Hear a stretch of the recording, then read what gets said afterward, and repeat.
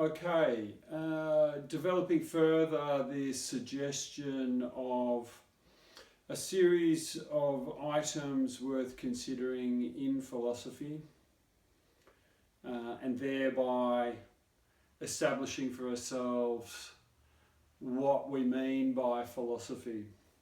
And of those items, I took methodology aside. It left me with three, and of those three, we started to look at the possibility that they bundle together into the conception of subjectivity that historically, as a concept, we cast over the whole of philosophy. That is to say, from the very beginning, it is subjectivity that is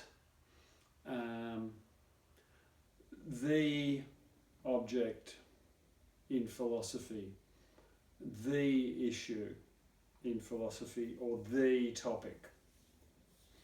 That insofar as we are philosophical, we are subjectivist in the most fundamental sense of philosophy. So, intuition, rational practice, subjectivity.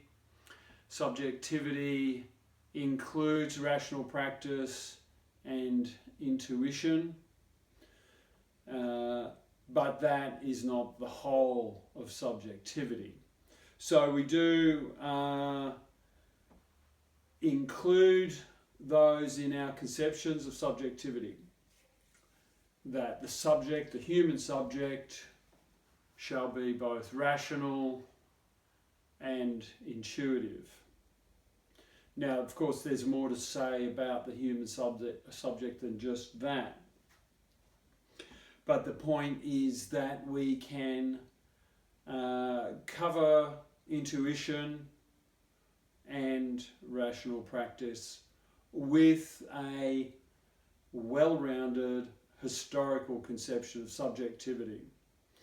So in terms of timeline, I did note that from the very beginnings, more than 2,000 years ago, even pre-Socratic, although that's a bit of a separate thing, but certainly from Socratic times onwards, we've got a practice of metaphysics. Touched on Platonic metaphysics and ended with the suggestion that there is a Platonic subjectivity, along with these more modern subjectivities such as Freudian subjectivity. But you can go further. You may state a Derridean subjectivity or a Deleuzian subjectivity, and so on. So well into the postmodern, a broad stroke over or through a line through modernity into postmodernity. Not that that is a particular historical sequence, but we do note that subjectivity sustains regardless of these very large historical shifts. And we noted from metaphysics we'd moved through epistemology and into language and the critique of language. And then beyond that, again, into subjectivity itself, and thereafter nihilism. So just to push on, I'm going to just note, because I've noted previously when it comes to the ontological, which is a feature of philosophy, that metaphysics is the historical form of ontology. So insofar as rational practice touches upon the ontological issues around being, existence, and the form of those, we are again, at risk of practicing a metaphysics that's already gone, already had its day.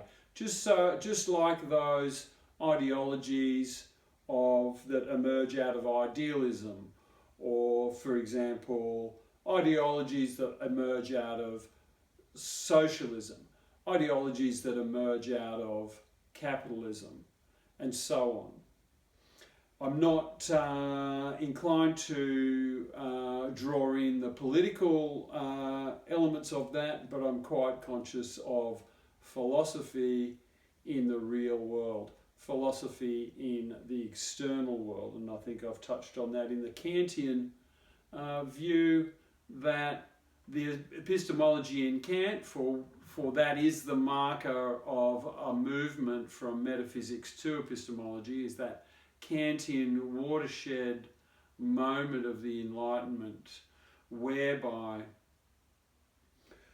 our knowledge is not just subjectivist, but also grappling with the suggestion that we can be objectivist about knowledge. So that's issues around epistemology emerging out of Enlightenment. And then, as I said, by the end of the following century, you've got these critiques of language.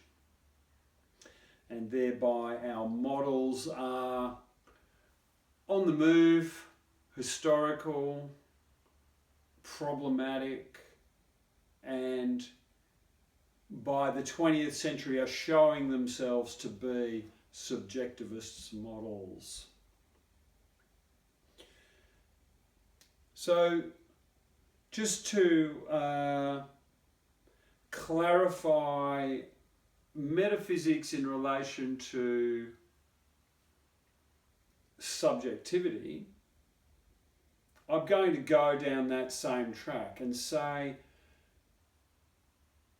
subjectivity is the metaphysics is the historical form of subjectivity.